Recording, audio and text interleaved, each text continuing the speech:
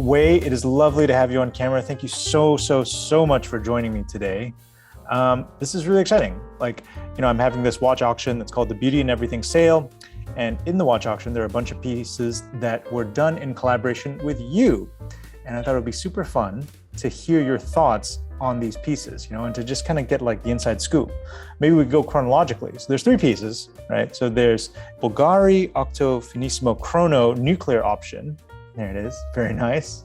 And then there's the Baltic Bicompax Chrono with the salmon dial, also awesome, I love it. And then finally the Chopard. Oh man, you're a superstar. You have all of these ready and waiting. I love it. I did. So Mark, first of all, great to see you, and thank you very much for allowing me to participate in this initiative. Maybe the first thing I would love to ask you is, why are you selling, the majority of your watch collecting? So tell me a little bit about that, if you don't mind asking. Absolutely. I am selling everything because I wanted to try and buy a new shop in New York. And you know what? New York real estate market is actually, I might have a shot. I might have a chance, but before I go chasing after properties, I kind of wanted to raise some cash for it. And I've been collecting watches for about 16 years now. I've amassed a stupid amount of watches. And I thought, well, you know what? Maybe this is a good reason for me to let go of these things. Because over the years, it was already starting to build to this point where I was like, oh man, this is a lot of stuff. It becomes a little bit of you feel guilty, to be frank. I'm a little bit like, oh man, should I have this many things?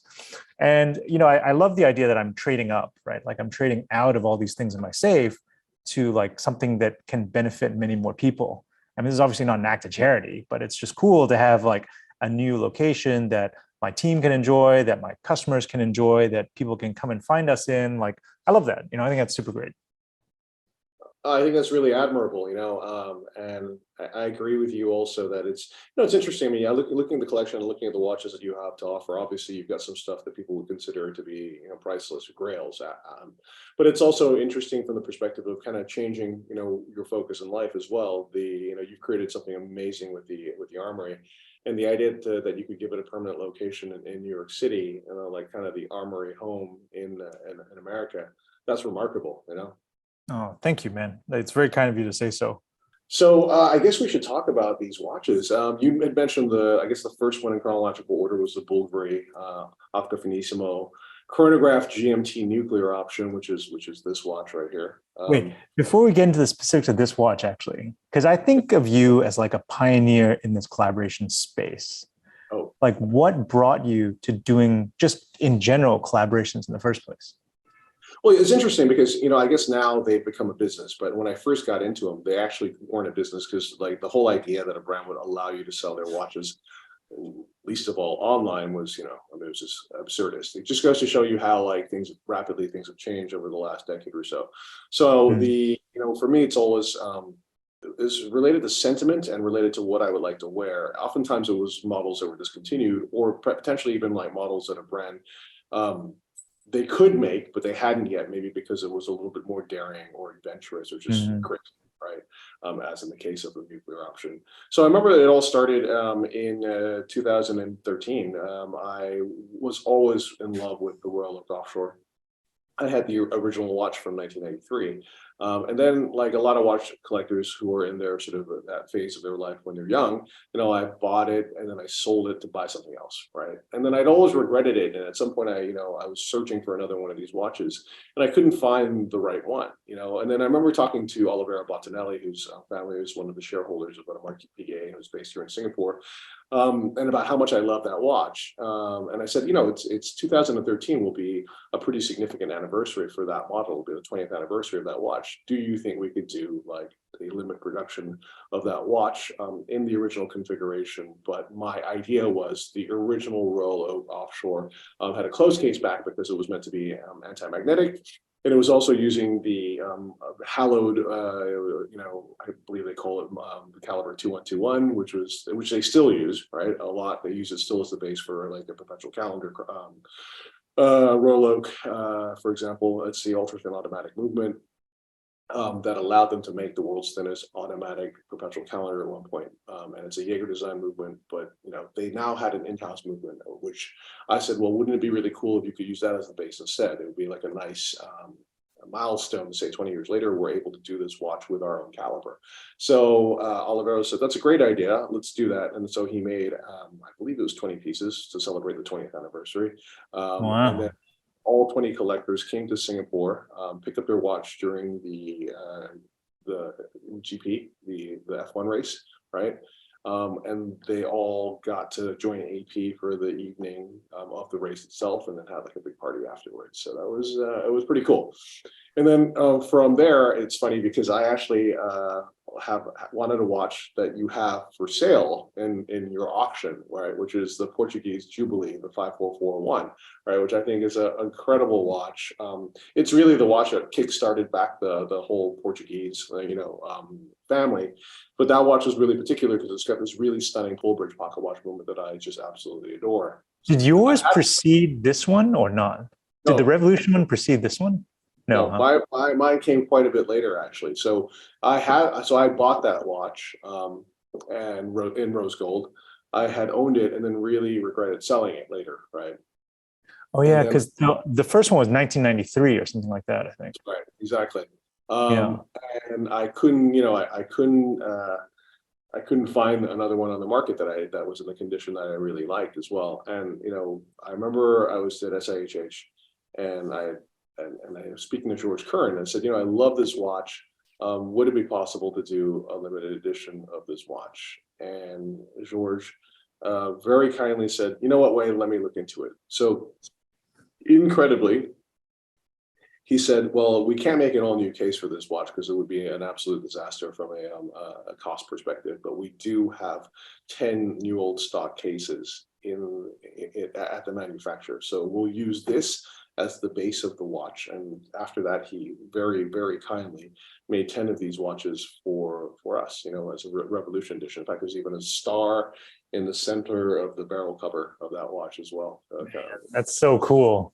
That's right. So cool. And so those were the two first limited editions. And I think, so it was only like later, after the rise of kind of e-commerce and so on like that, after collaborations, actually, I think I think Ben from Hodinkee had done a couple of them, and I was still doing them, and I was like, it would be cool to sell them as well, right?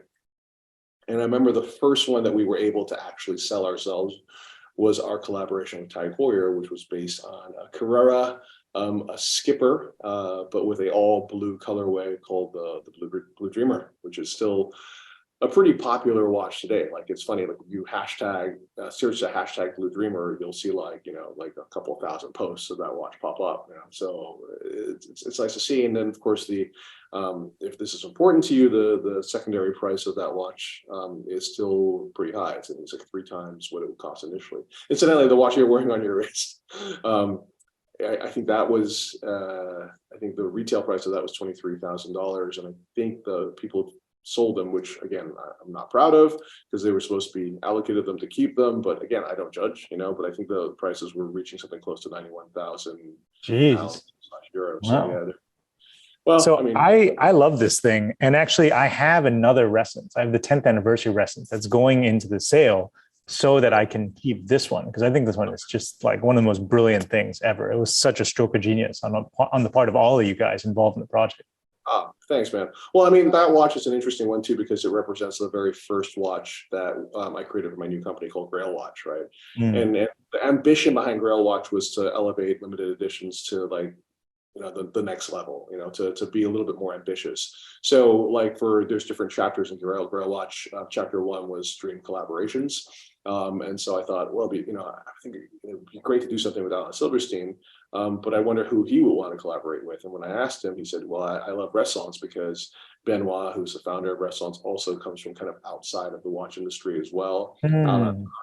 Benoit is an industrial designer, and both of them have kind of made their own mark in this world that we love. And so after a conversation between the two of them, they agreed to work together. But what I was really surprised about was that rather than doing kind of a more straightforward Alan Silverstein design, he decided to take on this concept of memento mori, time is passing, and It's usually depicted in like still life paintings as like a skull, a flower wilting, and then an hourglass, right? Remind people that like life is transient, and then he did kind of a cute or kawaii version of that theme on the watch we were. Thanks, man. And people seem to have responded to it, like they seem to dig it. Well, it's a wonderful piece of work. Let's jump forward now, or back, to the Bulgari, right? Because it's not your first Bulgari either. Like you've been working with them on quite a few things. That was our third Bulgari, actually. So I remember. Let's jump back in 2014 when they unveiled Octo Finissimo at the Basel Fair, the now defunct Basel Fair. And this is. I remember walking into the Bulgari booth, and Jean-Christophe Babin handed me this watch. This is your simple sort of like the initial version of the Octo Finissimo. Actually, it was the tourbillon version of it, which was one of the very first Octo Finissimos. And I was like, this is just the coolest thing I've ever seen. Like the idea of this, sculpted and faceted watch, which had this extraordinary kind of like dynamic tension between something that had massive, presence on your wrist. Then when you turned it sideways, it seemed to almost kind of disappear, right? Like that was just crazy, right? Mm-hmm. I was just absolutely obsessed by that watch.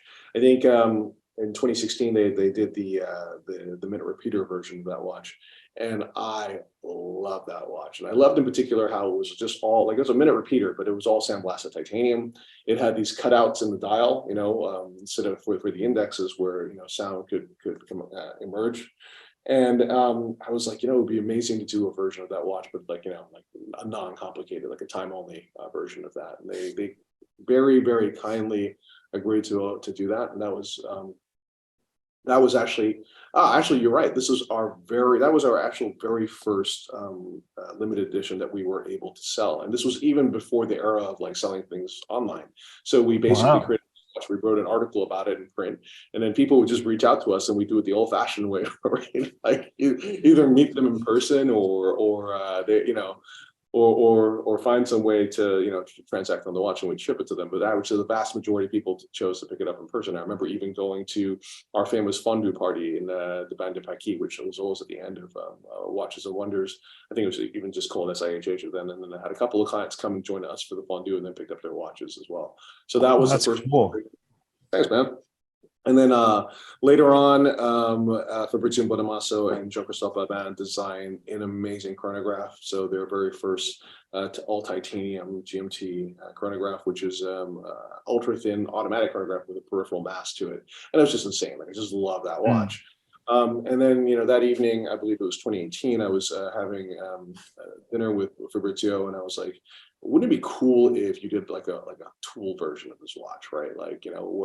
And he said, yes, that's true. So what you would then do is you need to have a tachymeter on the bezel, and then it should be luminous, right? But then he went off and this is before he even agreed to do the edition. He said, I've done some studies on it, and it's impossible to make the indexes luminous because the indexes are so thin, right? I've been to the factory, and like the indexes on the applied indexes are like galvanically grown and then kind of like glued to the dial, like they're like stickers. So you put them onto the dial, and it's crazy how thin they actually are, right? So he said, well, what we could do, however, is make the entire dial luminous. And that's when he came up with the concept for an all luminous dial. Now, then he subsequently made a couple of different prototypes using different grades of lume. And the one that we chose in the end was the one that looked pretty much stable, like during the day. And then when you went into the darkness or ambient light, it glowed very strong. But he also had made as a prototype this version where it was just so insanely strong that it was just glowing bright green all the time, as if the watch had been affected by nuclear radiation, right? And I was like, I couldn't stop thinking about that. And then so subsequently, I asked if we could actually make that version. And then he said, well, if you're going to do that for maximum contrast, do it in black ceramic. So yeah, we actually released this, and it was the first black ceramic Octo Finissimo chronograph that had been launched, and so that was the story behind that launch. That's fascinating. I mean, I've heard that with lume, it's quite difficult to also apply it evenly. Like sometimes it gets a little bit patchy, but that one in particular, like it's always been just perfect circle, glowing in the dark, bright and strong as you could ever want it to be. It's in I mean, it's a testament, I guess, to like Bulgari's skill in making these things too. Well, yeah, I mean, the last thing that you want is a dial that doesn't look like a dial anymore, that's all patchy looking and kind of granular, like not in a good way, like a frosted finish, but like, as if it's but just like poorly applied paint sort of thing. Yeah. Correct, exactly. So like I would say that what they managed to do is achieve that with a lot of finesse. And then actually for this watch, the markers are actually maxi markers. So they're all like they're all a little bit on the thicker side, right? And it works well against the black case too. Exactly. Yeah. So that's a really cool watch. I remember when we launched it, we'd hoped to do a bit more of them, but they were limited in terms of what they could manufacture. We launched it, and yeah, went through them super fast. Anyway, I guess that's the story of that watch. Yeah, man. Congratulations. It's an awesome release. Thank you. Why don't we talk about the Baltic next? Because the Baltic is a really interesting move, and I thought it was genius. I loved it. Well, thank you. Like the interesting thing about the Baltic is I would say it's the watch, probably of all the watches I've done that I've had the least to do in terms of the design process, right? And so I remember I kind of fell in love with Baltic as well. It was so cool that there was a brand. I guess this is a brand that falls under the vague heading of micro brand, right? But it just basically goes to show you that like three young cool guys can create something from nowhere and become a successful watch company, right? And so I'd watched the rise of Baltic. I was really interested in their watches. And I love the fact that they were taking amazing vintage themed designs that like the younger generation would like to have, and putting in watches that from a price perspective were accessible enough for that generation. And it was like Baltic was one of those brands that like disproved this whole theory that the Apple Watch would kill watch collecting, right? Like if you remember when the Apple Watch came out, everyone's like, well, watches are over. No young person is going to ever own a watch. But in fact, absolutely. I mean, it would be the equivalent of saying no young person would ever want to own a tailored jacket, which patently is untrue. Like, I mean, in fact, I would say like classic style is being perpetuated probably more than by young people. Even than by the older generation. Like they love that, and they love the idea of individualism. They love the idea of craft, and all of that's incorporated by everything you do with the armory, but in particular your jackets and your suiting. So same thing with Baltic. And then, so I started talking to Etienne, and he said, yeah, it would be cool to collaborate on something. And we started talking about watch sizes. So I know like I think you were probably been saying it longer than anyone else that the world is going to return to classic sizing. And actually the correct size for a gentleman's watch is somewhere between 36, or even if you want to go as small as a 2-4 simplicity, 34 to like 38, 39, right? Like, and the world was slow to catch up to that. It's ironic now that every brand is now trying to do that, right? But imagine, because Etienne took quite a while to design this watch. So it was released last year, but the conversation started in sort of like 2019. The conversation started in 2020. But at that, and even in 2020, like not that many people had jumped onto the idea of a 36 chronograph, right? Like it still felt from their perspective small. But I have to say, though, the case that he designed was just absolutely phenomenal. It's cool because, he takes like elements from different eras of design. So obviously he was very, inspired by the vintage Longines Tre Tace cases that, water resistant with a double step bezel and kind of like the screw and case back. But he just kind of came up with his own design language. And what was really cool in particular was the dial, because when I spoke to him, I said, it'd be really cool to do a salmon sector dial. He went through so many different versions of this, initially with Arabic indexes, with, Breguet numerals, with, whatever. And in the end, he ended up with just this hyper minimalistic, like sector dial, which somehow, like, I just love the design of this. And, I guess other people did as well, because it became quite a popular watch. And then this wonderful contrast in different surface areas, the Glenet or frosted finish in the center, circular brushing of the, the tachymeter, and all the different levels that he played with on that dial. So when we launched this, I was very surprised to see that like the prices on this, wow. And like, I guess some people must have bought them and then sold them for the prices on the secondary market started to, to rise very rapidly. And this was a watch that from an absolute perspective, I think was not terribly expensive. I think it was like $600-700. But they soon started trading for quite a bit more than that, multiples of thousands of dollars, right? Yeah, it's true. I mean, I think that it deserves it, right? In the same way that, people talk about the Daytona trading at like 20, 30K. And honestly, like it's a great chronograph. So I can see why people, can justify to themselves that, oh, well, I don't mind paying a premium because I still think this watch is worth it. Something I especially appreciate about you and what you said earlier about Baltic is of all the kind of micro brands and these new guys doing, there's a lot of like vintage inspired or even vintage recreation type watches out there. But I feel like Baltic is doing new work. Like the way they're handling color, the way they're handling finishes, they are breaking new ground. So yes, they're a little bit reminiscent of a vintage watch, but I'm really impressed by the fact that they can like still come up with new ideas within this framework and like make beautiful new things that are not directly based on anything old. I think that's amazing. Yeah, I agree completely. Their iconography is all their own. Their iconography is an educated one because obviously they are big enough fans of vintage watches that they can pick out certain things that to be inspired by. I mean, it's very similar to Furlan Mare as well, who clearly was inspired by the Francois Bourgeois cases that we see in the Tassi Tondi and so on, but have created something all of their own. And I think that's one singular about Baltic. I mean, it's very, very special. I also agree with you. Like, I don't get terribly excited when I see a watch that's an exact facsimile of something from from before. But anyway, Yeah, I think it bodes well, right, for watch lovers because this generation of new young designer, new young brand, like they're coming up with this stuff now, and imagine what they're going to be able to come up with like 10 years from now. It's going to be awesome. So I really look forward to that too.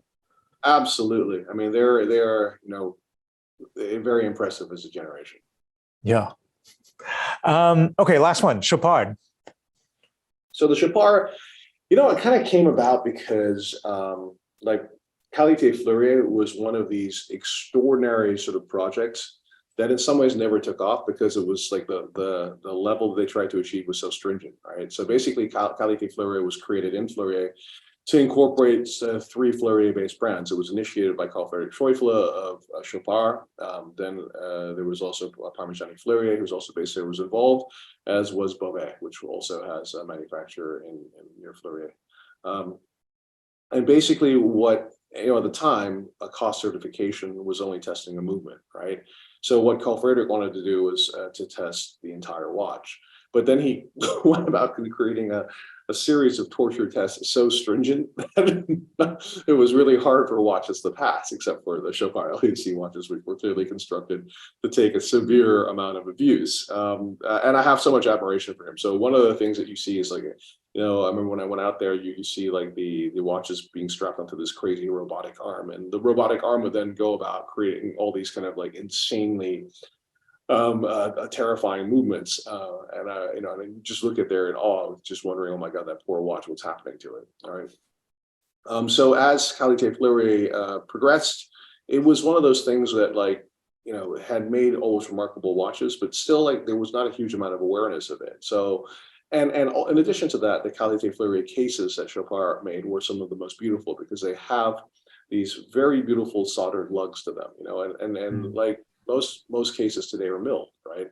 But the idea of having these sort of flared manta ray like lugs, the idea of having these flared lugs really reminded me of that era of case making that you and I really love, especially from the 1950s, when there was a lot of creativity to that. And just the addition of it being flaring out a little bit just adds so much exuberance and sort of like dynamism and sexiness to a case, right?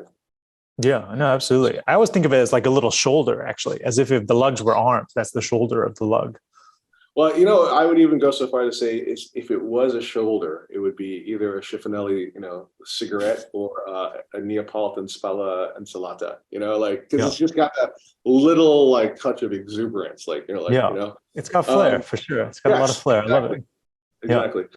So then I remember, having this conversation with Carl Friedrich and saying, I would love to create a watch in collaboration with you. Would it be possible? And he said, yeah, what were you thinking of? And actually, I had 2 ideas. The first was the recreation of the original Chopard 1860, which was launched in 1997, which eventually we did, which was in a white gold case and a salmon dial, and I absolutely love that watch. That one was beautiful. Oh, thanks, man. And then we actually ended up doing a flying tourbillon version of that in the same size at 36.5 mm. Yeah, because I did a video about that. We had one piece that you had flown over, and man, I was so tempted. Thanks, man. Oh, Well, yeah, you have to say you did the best piece of content creation that anyone did. And I oh, love thank your you. use of these macro lenses. It was incredible. Um, Yeah, because the work was so fine on it. It was really like such a stunning piece of work, and it was so wearable. And I love the fact that they were like everyone was willing to take a chance to make this yeah, 36 millimeter beautiful tourbillon that right, doesn't exist anymore in right. the modern market. Not at all, No. and because of the era of of the tourbillon's popularity, and when it started to rise in popularity, kind of coincided with the advent of large watches, right? And so as a Mhm. result, there's very few like extremely wearable tourbillons, right? Mm. So the other thing I said was, would it be possible to do a Qualité Fleurie watch? And he said, well, what's your idea for that? And I said, well, Qualité Fleurie to me is all about performance, right? So would it be possible to do a steel watch? And he said, okay, that's interesting. Then I said, why don't we consider to do a sector dial, but to make it like a high performance watch, like let's make it a luminous sector dial. And so he Mm. liked this idea. And we started to exchange different concepts. And we actually had the help of Auro Montanari because he was in, I think, Geneva at some point, and I was like, call Frederick, do you mind if I invite Auro to join us for our brainstorming session because he is, an expert on these vintage type styles. Mm. He was actually very enthusiastic to meet Auro. Auro came and he took out his iPad, his famous iPad, and he started to like just bring up like hundreds of images of sector dials and luminous sector dials. One of which is funny because it is in his steel Patek book. It's on a chronograph made by Patek. It was in some ways a little bit quoted by Mari recently this year when they really released a watch, although it's a time only watch. However, we're going to be doing a watch together with the incredible William Rohr / Messina Lab that's based on Ah. those dials, right? But there's another dial which became like which gave the inspiration for this configuration, right?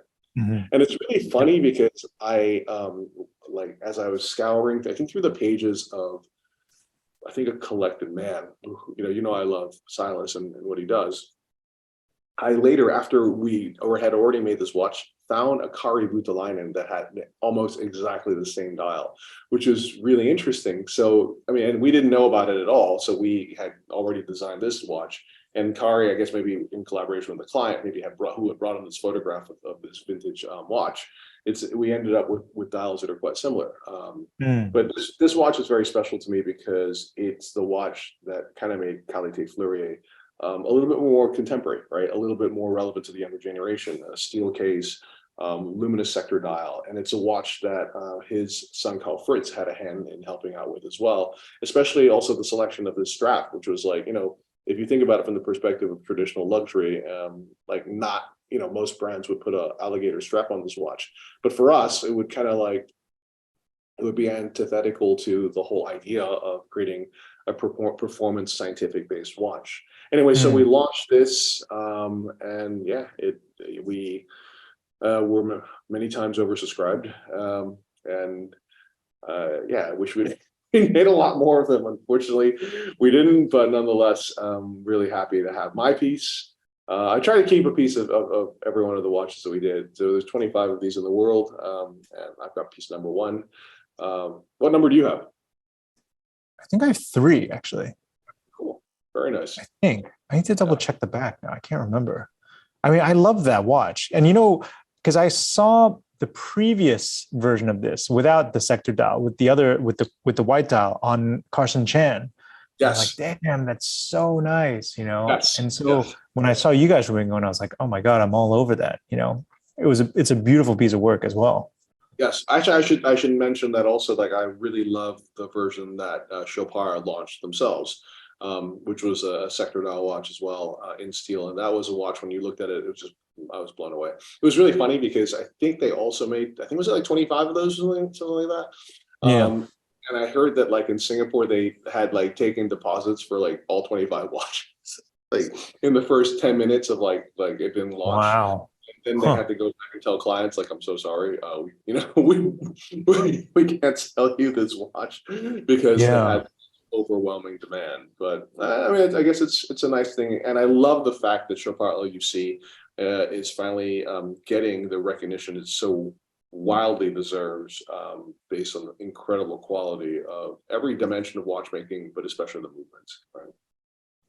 I agree. And, I mean, hats off to you on all the collaborations, because I think it also just gives people like a new perspective on some of these brands. Like Chopard is always a brand that I liked, but I never really spent that much time thinking about until your collaboration came around. And I was like, oh, wow, that's really great, actually. So Well, it's, we're lucky in that it was something that I was thinking about, and I think there's something to be said about being the first, right? Like the first one to Mm, reach out to a brand and be like, "Hey, I really love this. Can we possibly do that?" Um, mm, it kind of reminds me of when I first went to Savile Row and I told John Hitchcock and Anna Rowland that I wanted to create a magazine that would bring about the renaissance of tailoring and classic style. And I wanted to do a big interview on Anderson and Shepherd, and they looked at me like I was out of my mind. But they were like, "Yeah, sure, go ahead. We're here." Because bear in mind that in that period, like tailoring was, experiencing something of a hard time, but now it's roared back into public consciousness, which is great. yeah, But I absolutely. want to ask Well, you. thanks to the rake as well. Thanks, man. But I want to ask you because you were actually the first to collaborate with a Japanese watchmaker, Naoya Hide. Like, how did that come about? It's just a friendly thing. Hida-san and I were kind of two peas in a pod. I found out about him through Watches by SJX because I really love his coverage, and sometimes SJX covers like stuff that's really off the beaten path. I saw the Yes. photos, I was like, oh, this is pretty cool, right? There's something just about the look of it that really interested me. And so I was in Tokyo like a couple of weeks later. I had made an appointment to go see Hida-san, and man, the watch was so good. Like in the metal, it's like really something else. And then Wow. actually like spending some time with Hida-san, that was incredible too. Because like Hida-san is super low key, but he's actually very passionate about watches and very experienced. Like not just experience in like one brand or one aesthetic, but really like across the board. He can give you kind of like trivia and knowledge like nobody else. I mean, the only sort of people I can think of who have at their fingertips like that sort of like quick recall would be like you or Tim Mosso. Like, Oh, thanks, man. it's because you guys have seen so much. You've seen so much. You have all your reference points, and you have everything, even like in between those reference points, that you can just recall and be like, okay, I'm gonna do it that way, that way, that way, and this is why this, and this is important. Wow. So anyway, like out of respect for Hida, I thought the product was super good, and I said, listen, would it be okay to sell your product at the Armory? I'd love to be like a dealer for you. And he said, yeah, sure. So we were a dealer at first. And then, we were always constantly chatting about projects and this, that, and the other. And I said, would it be possible to make something together? And he said, yeah, of course. And so me and my colleague Elliot Hammer, we worked on some designs and we put it all together in Photoshop. And then so Elliot and Hammer and I were designing dials, and Elliot managed to come up with this beautiful font called the Letter Cutter font. And we put it together as a concept of like, well, what would it be like if you were to use the technique of, hand carving stone into watch dial? What would that aesthetic look like? And that's how the letter cutter came about. I think that has now become an inspiration for many brands, Mark. I hope so. I don't know. So just do one thing and hope for the best, So tell me about, because you've got one of those watches for sale in this auction. Tell me about that piece. Okay, this is a good question. I'm glad I can broach it with you. So the watch that's on sale is my first watch with Hida, and it's like the 5th or 6th watch he's ever made. And honestly, I wore that watch more than any other watch in my life especially over the last couple of years. Like I just love that watch to death. And honestly, the reason why I'm selling it is because, this sale, I want people to realize that this sale is like a very deeply personal thing. Right. And it's kind of like, you got to bleed a little blood so people know like you're for real, And so it's for that reason that I'm letting it go. Plus, there are also, the silver lining of it is that after it goes, then something else will come in and fill its shoes, right? And right. Hida and I are constantly working on new stuff, and hopefully it just ramps up the pressure for the next thing that Hida-san and I do. Will be so good that it will be able to properly replace that first Hida that I had. Amazing. Yeah, I mean, I love the fact that you are genuinely giving up some grails. I mean, like some of the watches that are intensely personal to you that are from any dimension would be incredibly collectible. And so I see the sacrifice that you're making because I know a little bit about your watch collecting, though I didn't realize how many Longas and Pateks that you had. The Longo one on the Wellendorf, bro, that's sick. So It's pretty amazing. And actually that was one that I had it for a long time and I was like, God, it's so beautiful, but I can't actually resize the bracelet enough for me to fit it. And I Right. never had the heart to take it off the case. So it was like a safe queen, Yes. I loved it, but I actually never got a chance to wear it out. Wow. Yeah, because those Yeah. bracelets essentially, once they're cut forever, right? Like they're Oh, no, it's adjustable. So it's got screws for adjusting. It's just there literally aren't enough screws, like literally not enough links to be removed for that to work. it'd still be too big for you. Yeah. Just kind of a bummer. It's That's a okay. pity. That's life. Well, Mark, again, I'm wishing you all the best on this initiative, and it's kicking off November 30th, right? And how long does it run for? November 30th till December 6th. And Right. actually we are converting the Header Building store into like an auction preview site. So basically you can come in all week and just like look at the watches. If you like what you see, you can place a bid immediately online. Nice. I think it's the first time this has been done. So it'd be kind of cool to see like how it all pans out. At first I was like, oh, it would have been cool to have like an in-room auction. But actually I really love the idea of like you're giving people a lot of time to look at stuff, think about stuff. There's like less time pressure. And, it's just nice to have people back in this Header Building space too. So I'm excited about that. That's awesome. No, I think that, the watches are so special. I think they deserve to be put into the hands of potential new buyers and collectors and allow them to consider and reflect on them as well. And I think it's a great way to do it. Oh, thanks, man. I appreciate it. All right. Well, thank you so much for your time today and for all the insight. Best of luck with all the collaborations. I'm really excited to see where Grail Watch goes next. I saw the announcement for the Frank Muellers, which I thought were amazing. Because obviously I had one of the 36 millimeter ones, and to see it in the 39, I'm like, oh, the 39 is really nice. Not for me, it's a little too big, but like I'm sure the new owners will be overjoyed about them. And honestly, like this is still one of the best things ever. I absolutely love it. You're very kind, Mark. I really appreciate it, my friend. No, man. Safe travels back to Geneva, and we'll speak again soon. Wishing you all Thank the you, best. Wei. Take care. Bye. Bye.